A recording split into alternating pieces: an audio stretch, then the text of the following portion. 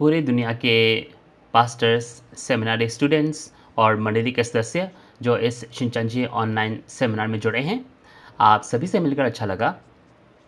मेरा नाम पार्क संग हुन है और आज मैं आपका होस्ट रहूँगा।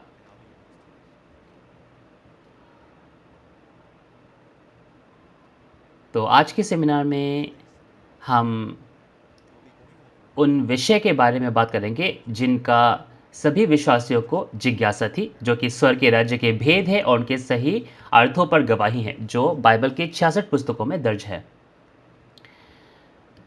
कई विश्वासी आज भी इस वचन को सुनकर, समझकर, जानकर, जो कि स्वर्ग के राज्य के भेद है, जो दृष्टांतों में बंद थे, उन्हें जानकर वे आज भी चकित हो जाते हैं। हम बहुत सारे ऐसे समाचार भी सुन रहे हैं कि सब लोग जो है परमेश्वर के इस वचन में एक होना चाहते हैं। आज का जो सेशन है ये भी बहुत सारी भाषाओं में, बहुत सारी जगह पर प्रसारित किया जा रहा है ताकि और लोगों तक ये वचन पहुंच सके। तो आज शुरुआत करने से पहले हम चलिए अपने दिलों को एकत्रित करें और परमेश्वर को हम प्रार्थना सौंपें और उनकी हम महिमा करें जिन्होंने ये वचन हमें दिया।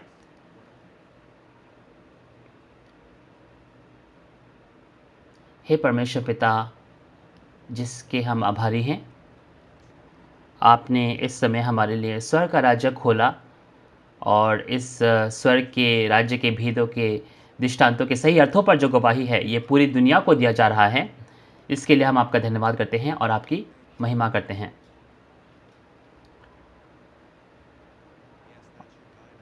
और आज आपने हमारी अगुवाई की और इसके माध्यम से हमारी आत्माओं को वो जीवन का वचन मिलने पाया है। तो अपना जो पवित्र आत्मा है वो हम पर बरसा और जो आज के इंस्ट्रक्टर है उन्हें भी दे, उनके होठों की तो अगुवाई कर, ताकि वो जो वचन दे उसके माध्यम से हम भी इस वचन को जान सके और स्वर्ग के राज्य के लिए हमारी आशा और आगे बढ़ सके।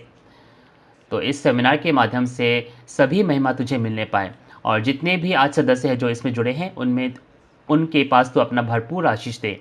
ये सारी विनती हम यीशु मसीह के नाम से मांगते हैं, आमीन।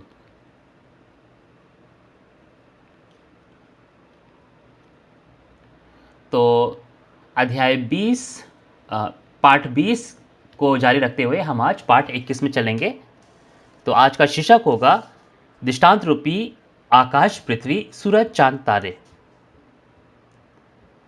तो आज हम इस बात पर चर्चा करेंगे कि बाइबल में जो आकाश और पृथ्वी है, स्वर्ग और पृथ्वी है और सूरज, चांद, तारे हैं, ये किस बारे में बात करते हैं।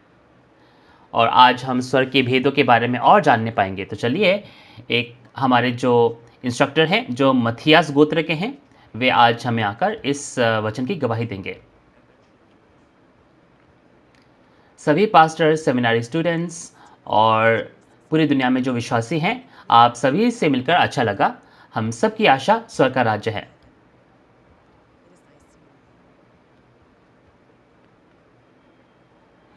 मैं मथियास गोत्र का सेंटर का एक इंस्ट्रक्टर हूँ और मेरा नाम है थे जी वोंग।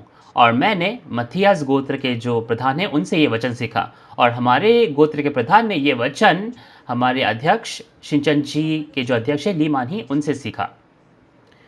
तो मैं आप सभी का धन्यवाद करता हूँ कि आप सभी लोग आज इस शिनचन जी ऑनलाइन में जुड़ने पाए हैं, जो कि स्वर्ग के भेदों के दृष्टांतों के सही अर्थों पर गवाही है। 2000 साल पहले यीशु मसीह ने स्वर्ग के राज्य के बारे में दृष्टांतों में बात की और यीशु ने ये वादा किया, यूहन्ना 16 के आप 25 में जाओ। तो यीशु ने कहा कि एक समय आता है जब मैं सरल भाषा में तुम्हें इन स्वर्ग के राज्य के भेदों के बारे में बताऊंगा। तो जब भविष्यवाणियां पूरी होती हैं तब हमें ये सरल भाषा मिलने पाता है। तो आज हम इस स्वर्ग के भेदों के बारे में स्पष्ट रूप से गवाही इसलिए दे सकते हैं क्योंकि यीशु के वादे के हिसाब से वो समय आ चुका है जब वो दृष्टांत प्रकट हो चुके हैं, पूर्ति आज प्रकट हो चुकी है। तो मैं आशा करता हूं कि आप लोग इस वचन को अच्छे से ध्यान से सुनने पाए और ये हम सब के लिए आशीष पाने का एक बहुत अच्छा समय हो। तो चलिए आज के इस विषय पर चलते हैं। तो आज का विषय है पाठ 21, दृष्टांत रूपी आकाश, पृथ्वी, सूरज, चांद, तारे। बाइबल में हम भौतिक आकाश को देख सकते हैं जो कि स्वर्ग है, आकाश है, और पृथ्वी को भी देख सकते हैं, और जो हम अपनी आंखों से देख सकते हैं सूरज, चांद, तारे, उनको भी देख सकते हैं। लेकिन बाइबल में आध्यात्मिक या फिर दृष्टांत रूपी आकाश, पृथ्वी और सूरज, चांद, तारे भी है, जो आज का शीर्षक है। तो आज जो पास्टर्स जुड़े हैं हमारे बीच में, आप लोग इस आध्यात्मिक सूरज, चांद, तारों के बारे में या फिर सूरज, चांद, आकाश और पृथ्वी के बारे में जानते होंगे। लेकिन ऐसे कई पास्टर्स होंगे जिनको ये जानने की ज़रूरत है। तो अगर आपको शायद पता भी होगा, तब भी मैं आपसे विनती करूँगा कि आप लोग आज के इस व्याख्या को अच्छे से सुनने पाएँ। मैं आपका आभारी रहूँगा। तो चलिए अब मैं आपको आकाश और पृथ्वी के बारे में बताऊँ। तो पहला दृष्टांत रूपी आकाश है। दृष्टांत रूपी आकाश का मतलब है कि चुने हुए लोगों का मंदिर, और पृथ्वी का मतलब है शरीर। सूरज का मतलब है एक पादरी, एक चरवाहा। चांद का मतलब है एक प्रचारक, और तारा का मतलब है एक संत, एक विश्वासी। तो चलिए आज हम बाइबल से देखें कि ये उत्तर हमें कैसे मिलने पाया।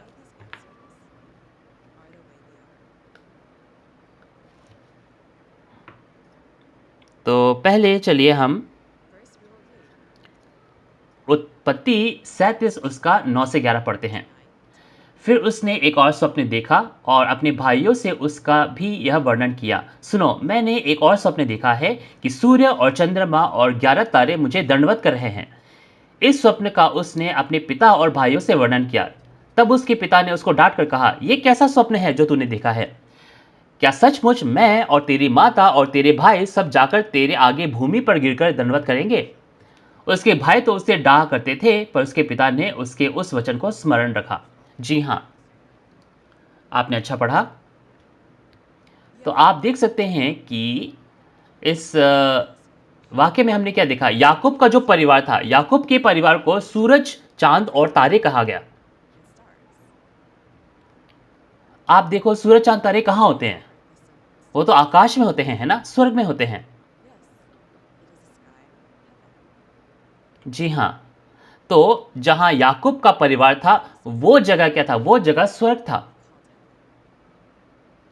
इसीलिए बाइबल में हम देख सकते हैं कि जैसे चुने हुए लोगों का जो मंदिर होता है, चुने हुए लोगों का जो जगह होता है, उन्हें क्या है? उन्हें हम आकाश कह सकते हैं, और जो चुने हुए लोग हैं उन्हें हम सूरज, चांद, तारे कह सकते हैं। तो आज हम जानेंगे कि ये जो आकाश और पृथ्वी और सूरज, चांद, तारे जिनका दृष्टांतों में वर्णन किया गया है, और जो भविष्यवाणियां हैं जो इन सूरज, चांद, तारे और आकाश और पृथ्वी के बारे में है, इनके बारे में अच्छे से हम जानने पाएंगे। तो आप देखिए कि जो आकाश है उसके विशेषताएं क्या हैं, और चलिए बाइबल से इसकी पुष्टिकरण करते हैं। आकाश के भौतिक विशेषताएं क्या होती हैं? क्या ये ऊंचा नहीं होता? आकाश ऊंचा होता है ना? क्योंकि परमेश्वर सबसे ऊंचे हैं, और परमेश्वर जहां रहते हैं उसे हम स्वर्ग कहते हैं। इसीलिए वो मंदिर या फिर वो तंबू जहां परमेश्वर के लोग हैं, उसे स्वर्ग कहा जाता है, क्योंकि परमेश्वर उनके साथ हैं। तो चलिए बाइबल से इसका पुष्टिकरण करते हैं। चलिए प्रकाशित वाक्य 13 उसका 6 पढ़ते हैं। और उसने परमेश्वर की निंदा करने के लिए मुंह खोला कि उसके नाम और उसके तंबू अर्थात स्वर्ग के रहने वालों की निंदा करे।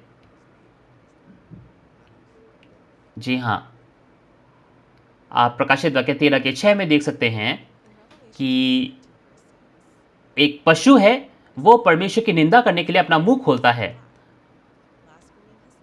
और जो संत हैं उनकी निंदा करता है। और ये लिखा है कि उसके नाम और उसके तंबू अर्थात स्वर्ग के रहने वालों की निंदा करे। तो जहां परमेश्वर के लोग रहते हैं उसे स्वर्ग कहा गया है। उसी प्रकार हम देख सकते हैं कि परमेश्वर के जो चुने हुए लोग हैं, वे जिस तंबू में हैं या फिर वे जिस मंदिर में हैं, उसे स्वर्ग कहा जाता है। और आप देख सकते हैं कि आकाश से हमें ज्योति और वर्षा और ये सारी चीज़ें हमें मिलती हैं, यानी कि हमें क्या है, जीवन मिलता है। उसी प्रकार हम देख सकते हैं कि जो दृष्टांत रूपी पृथ्वी है, उन्हें उस आकाश से या फिर उस तंबू से जो है जीवन मिलने पाता है। ज्योति और जल, ये सारी चीज़ें मिलने पाती हैं।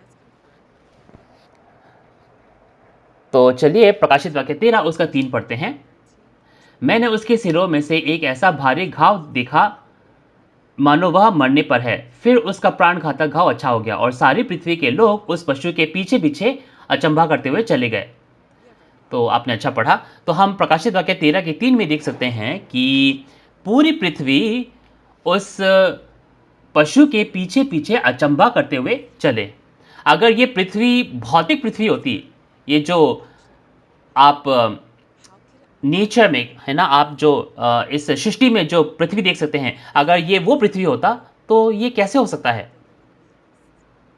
उसी प्रकार ये जो पशु है, ये भी कोई भौतिक पशु नहीं है। ये एक ऐसा झूठा पादरी है जो उस चुने हुए तंबू में, चुने हुए मंदिर में प्रवेश कर लेता है। और जो पृथ्वी है, जो लोग उसके मंडली के सदस्य हैं, वे लोग उस झूठे पादरी का क्या है, अनुसरण करते हैं। तो हमने देखा कि स्वर्ग क्या है? स्वर्ग यानी कि वो चुने हुए लोगों का तंबू, और पृथ्वी यानी कि क्या है? पृथ्वी यानी कि वे शरीर, वे मंडली के सदस्य जो उसमें हैं। तो आज हम स्वर्ग और पृथ्वी के बारे में, आकाश और पृथ्वी के बारे में और अच्छे से जानने की कोशिश करते हैं। चलिए प्रकाशित वाक्य 21 का 1 पढ़ते हैं। फिर मैंने नए आकाश और नई पृथ्वी को देखा, क्योंकि पहला आकाश और पहली पृथ्वी जाती रही थी और समुद्र भी ना रहा था। तो आपने अच्छा पढ़ा। तो हमने देखा यहाँ पे क्या एक आकाश और पृथ्वी बीत जाते हैं और एक नया आकाश और नई पृथ्वी आती है। तो इसका क्या मतलब है? इसका मतलब क्या ये है कि जो पहले आकाश और पृथ्वी है वो बीत जाएँगे, वो नष्ट हो जाएँगे और एक नया आकाश और नई पृथ्वी आएगी। क्या ये भौतिक चीज़ें हैं? ये तुक नहीं बनाता, है ना? ये कोई भौतिक आकाश और पृथ्वी की बात नहीं कर रहे हैं। इसका मतलब क्या है? इसका मतलब ये है कि ये दृष्टांत रूपी आकाश और पृथ्वी है। तो ये पहला आकाश और पहली पृथ्वी क्या है? जो बीत जाते हैं। और ये जो नया आकाश और नई पृथ्वी है, ये क्या है? तो पहला आकाश और पहली पृथ्वी, ये उन तंबू के मंदिर के सदस्य के लोगों के बारे में बात करता है, जो उस तंबू के मंदिर में थे, जहां परमेश्वर पहले निवास करते थे। उस तंबू के मंदिर के जो सदस्य हैं, वे विश्वासघात करते हैं, वे पाप करते हैं और परमेश्वर उनका न्याय कर उनका अंत कर देते हैं, और परमेश्वर एक नए तंबू की स्थापना करते हैं और नए लोगों की रचना करते हैं। यानी कि जो पुराने, जो पारंपरिक, जो भ्रष्ट कलीसिया है, उनका अंत हो जाता है और एक नए युग में नए लोगों का, नए राज्य का निर्माण होता है। तो पहला आकाश और पहली पृथ्वी उस चुने हुए लोगों के मंदिर के बारे में बात करता है, जिनको परमेश्वर छोड़ के चले गए। और नया आकाश और नई पृथ्वी उस नए तंबू के बारे में बात करता है और नए उस तंबू के सदस्यों के बारे में बात करता है, जिनके पास परमेश्वर अब है। तो चलिए अब हम सूरज चांद तारों के बारे में जानने की कोशिश करते हैं। अब सूरज चांद तारे होते कहाँ हैं?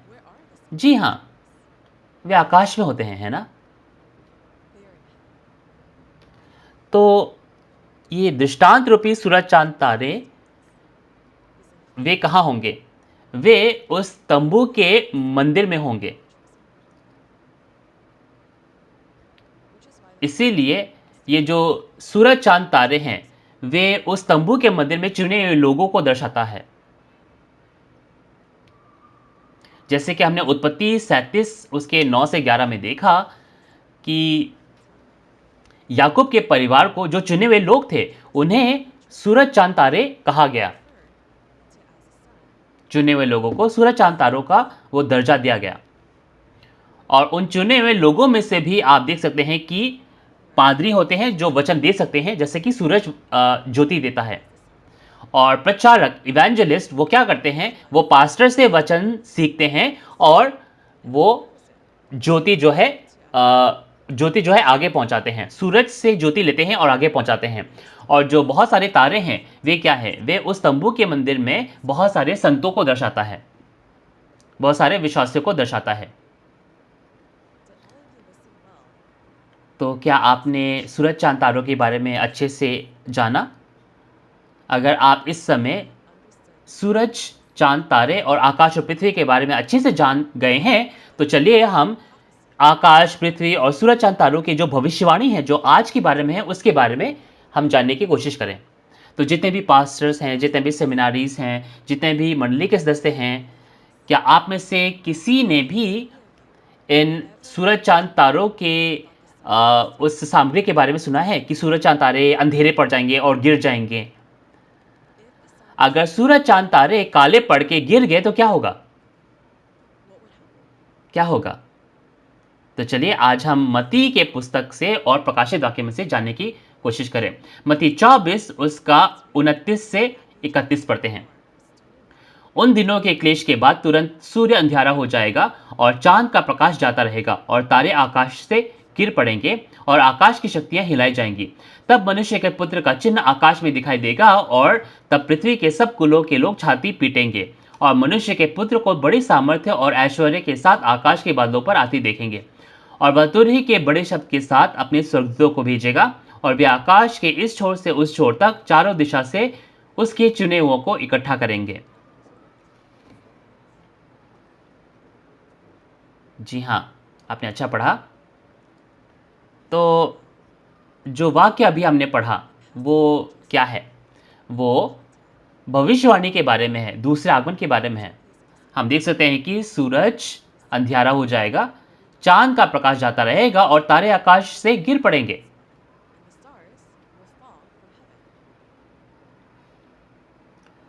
तो अगर भौतिक सूरज, चांद, तारे पृथ्वी पर गिर गए तो क्या होगा पृथ्वी का?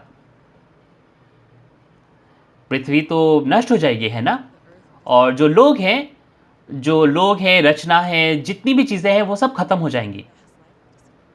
तो उसके बाद यीशु मसीह आएंगे और अपने लोगों को एक छोर से दूसरे छोर तक क्या है, उन्हें इकट्ठा करेंगे और अपने पास बुलाएंगे। लेकिन ये पृथ्वी, ये दुनिया अगर रही ही नहीं तो फिर यीशु मसीह कहाँ वापस आएंगे? ये चुने हुए लोग कहाँ होंगे फिर? जी हाँ, ये जो वचन है, ये जो वाक्य है, ये दृष्टांत है। तो हमने आकाश, पृथ्वी और सूरज, चांद, तारे इनके बारे में क्या सीखा? हमने सीखा कि आकाश क्या है? आकाश का मतलब क्या है? चुने हुए लोगों का तंबू। और सूरज, चांद, तारे क्या है? वो चुने हुए लोगों को दर्शाता है ना? तो यानी कि अगर सूरज और चांद अंधेरे पड़ गए, इसका मतलब क्या है? वहां उस तंबू के मंदिर के जो पादरी हैं, वे लोग वचन अब नहीं दे सकते हैं। और तारे जो हैं आकाश से पृथ्वी पर गिर गए, यानी कि वे उस तंबू के मंदिर से निकल गए और शैतान के साथ एक हो गए, नीचे गिर गए, वो आकाश से हट गए। यानी कि इसका मतलब है कि जो चुने हुए लोग थे उनका युग खत्म हो जाता है। ये बिल्कुल पहले आगमन की तरह है जब भौतिक इज़राइल का अंत हो गया और आध्यात्मिक इज़राइल की शुरुआत हुई। यीशु मसीह के माध्यम से आध्यात्मिक इज़राइल की शुरुआत हुई। क्योंकि मत्ती 24 एक दूसरे आगमन के बारे में भविष्यवाणी है। तो हम देख सकते हैं कि प्रकाशित वाक्य में भी जो सूरज, चांद, तारे हैं वे काले पड़ के गिर जाते हैं, उनका अंत हो जाता है, यानी कि चुने हुए लोगों का भी अंत हो जाएगा। इसीलिए यीशु मसीह ने कहा कि वे अपने स्वर्गदूतों को भेजकर अपने जो चुने हुए हैं उनको इकट्ठा करेंगे।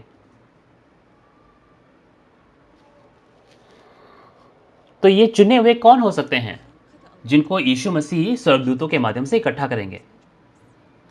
2000 साल पहले यीशु मसीह ने परमेश्वर का बीज बोया और उन्होंने कहा कि अंत के समय पर, कटनी के समय पर, जो परमेश्वर के बीज से जन्मे हैं और जो पक गए हैं, जो पके गेहूं हैं, उनको इकट्ठा किया जाएगा और उन्हें खत्ते में ले जाया जाएगा। जो गेहूं है उन्हें काट कर खत्ते में ले जाया जाएगा।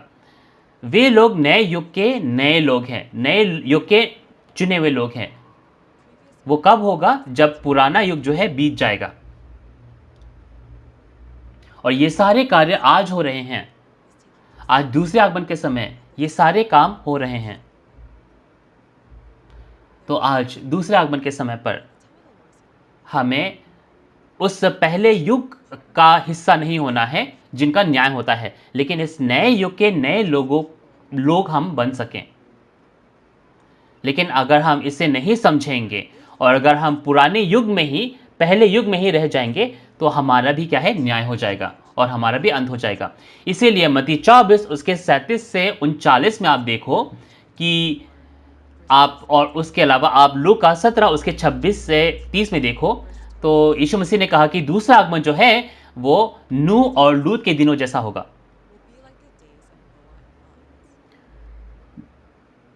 नूह के समय क्या हुआ था? नूह के समय परमेश्वर ने आदम की दुनिया का अंत कर दिया और एक नए युग की शुरुआत की।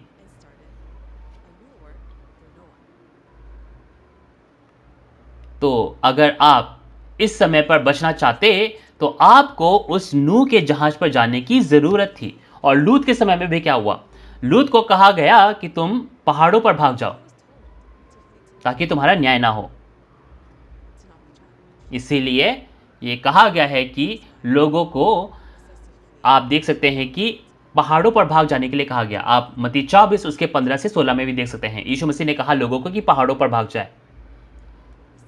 और यही सामग्री हम प्रकाशित वाक्य की पुस्तक में भी देख सकते हैं।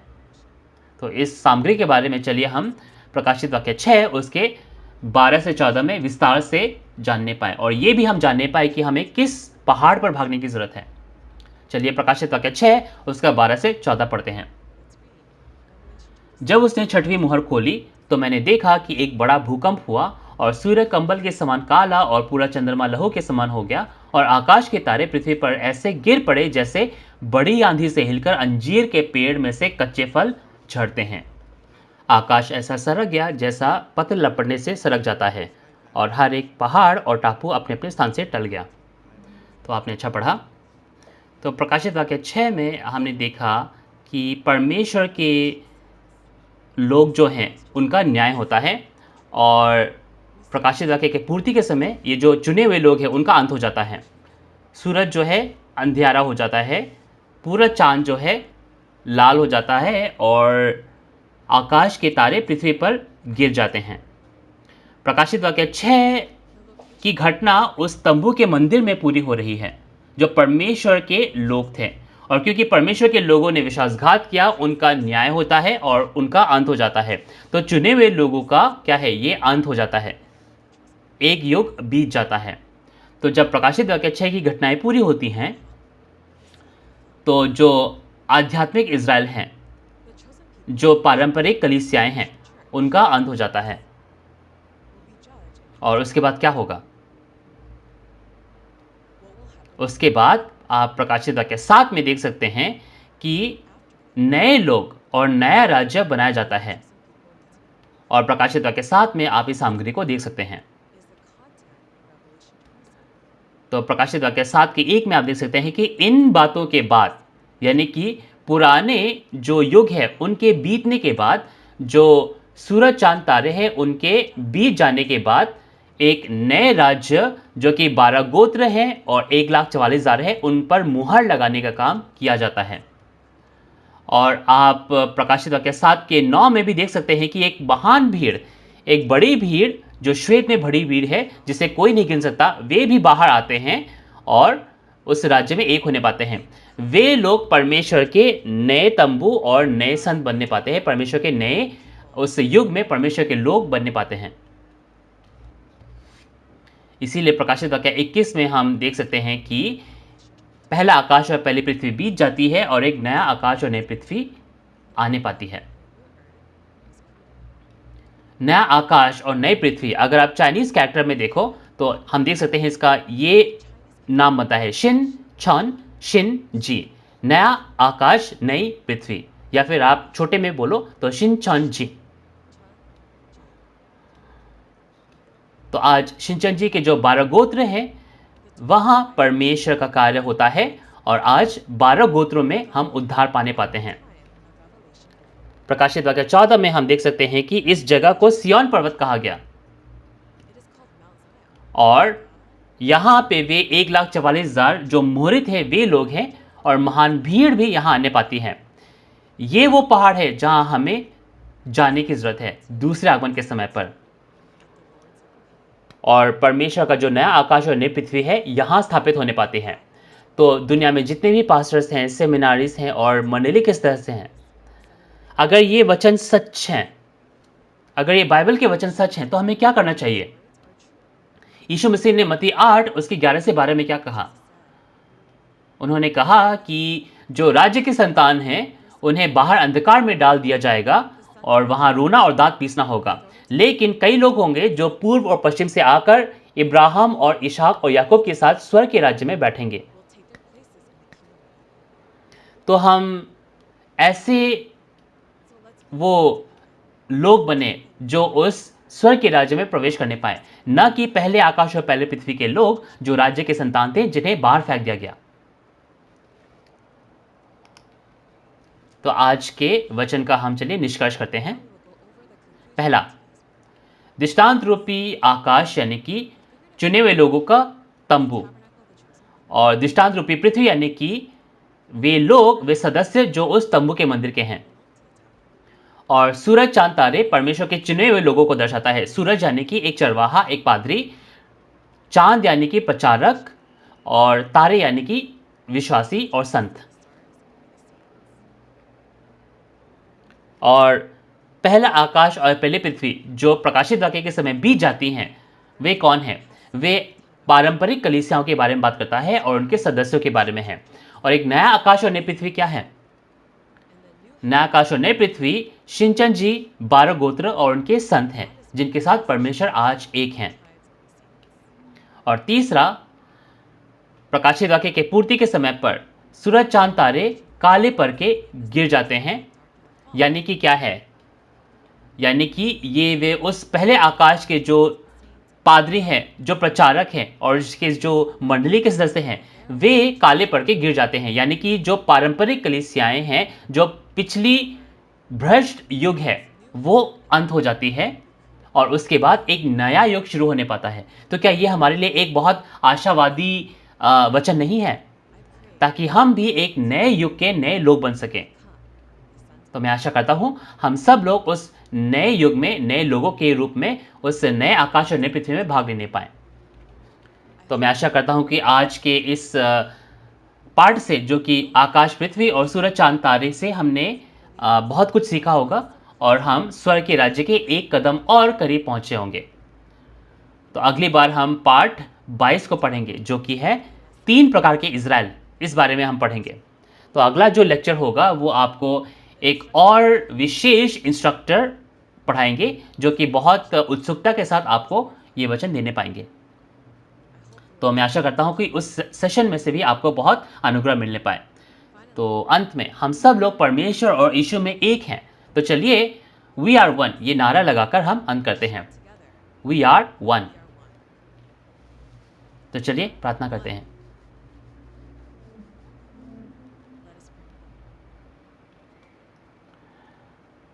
हे परमेश्वर पिता, तेरा हम धन्यवाद करते हैं और इस अनुग्रह के लिए हम आपका धन्यवाद करते हैं जो आज तूने हमें दिया। तो इस समय पर जब परमेश्वर तेरा कार्य पूरा होता है, इस समय पर तूने अपने सत्य वचन आज हमें दिए और इस सातवें तुरही के माध्यम से, इस ऑनलाइन सेमिनार के माध्यम से तू हमें यहाँ एकत्रित करता है। तो जितने भी आज लोग इस सेमिनार में जुड़े हैं, उन्हें तू इस वचन को सुनने में, समझने में तू मदद कर और स्वर्ग के राज्य को अच्छे से जानने में मदद कर। सभी लोगों की तो अगुवाई कर, ताकि हम सब लोग उस नए आकाश और नए पृथ्वी पर आ सके जहाँ तू है और जहाँ परमेश्वर तेरा कार्य होता है। तो हम सभी धन्यवाद तुझे देते हैं, सभी महिमा तुझे देते हैं और ये सारी विनती हम यीशु मसीह के नाम से मांगते हैं। आमीन। तो अंत तक सुनने के लिए आपका बहुत बहुत धन्यवाद। तो ये कहा गया है कि यीशु मसीह ने दुनिया पर जय पाया। तो इसका क्या मतलब है यीशु मसीह ने दुनिया पर जय पाया? तो यीशु की जो कलीसिया है, जो आध्यात्मिक इज़राइल है, क्या वो अनंत काल का राज्य है? तो परमेश्वर के चुने हुए लोगों को एक नए सिरे से क्या नहीं बनाना चाहिए? यीशु मसीह के दूसरे आगमन के समय पर जब प्रकाशित वाक्य का समय है, तब ये नया आध्यात्मिक इज़राइल बनाया जाता है। तो उसमें वे लोग कौन होंगे? तो स्वर्ग के भेदों की दृष्टांतों के सही अर्थों पर गवाही आज हमने पाठ 21 पढ़ा, जो कि आकाश, पृथ्वी, सूरज, चाँद, तारों के बारे में था। तो मैं आशा करता हूँ कि आप लोग इस वचन से बहुत अनुग्रह पाने पाए होंगे। आज पूरे दुनिया में जितने भी विश्वासी हैं, वो अलग-अलग नस्ल के हो सकते हैं, अलग-अलग देश के हो सकते हैं, लेकिन परमेश्वर के वचन की जो हम में धुन है, वो सब में एक ही है। तो परमेश्वर का जो सच्चाई का वचन है, आज हम सब तक पहुँचने पाए और हम सब वचन में एक होने पाए। आज बहुत सारे जो पास्टर्स हैं, बाइबल स्कूल्स हैं, वो पूरी दुनिया से हम शिनचैन जी के साथ एमओयू समझौता ज्ञापन साइन करना चाहते हैं, ताकि वो इस वचन में हमारे साथ एक हो सकें। तो हम हमसे आप चर्च के बारे में जानने के लिए या फिर इस वचन के बारे में और जानने के लिए हमसे ईमेल या फिर फ़ोन से संपर्क कर सकते हैं।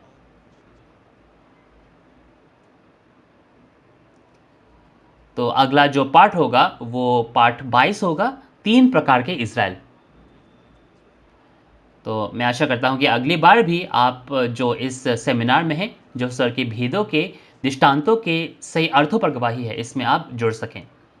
तो अंत में आप सभी पास्टर्स, सेमिनारी स्टूडेंट्स और मंडली के सदस्य जो आज यहाँ जुड़े, आप सभी का बहुत-बहुत धन्यवाद।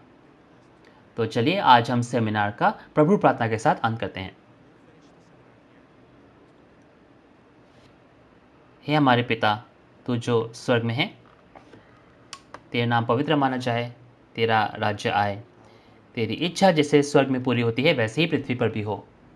हमारे दिन भर की रोटी आज हमें दे, और जिस प्रकार हम अपने अपराधियों को क्षमा करते हैं, वैसे ही हमारे अपराधों को क्षमा कर, और हमें परीक्षा में ना ला, परंतु बुराई से बचा,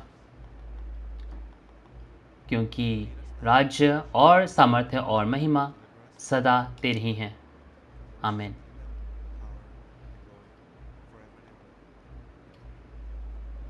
तो परमेश्वर के विश्वासी परिवार हमारे साथ अंत तक बने रहने के लिए आपका बहुत बहुत धन्यवाद।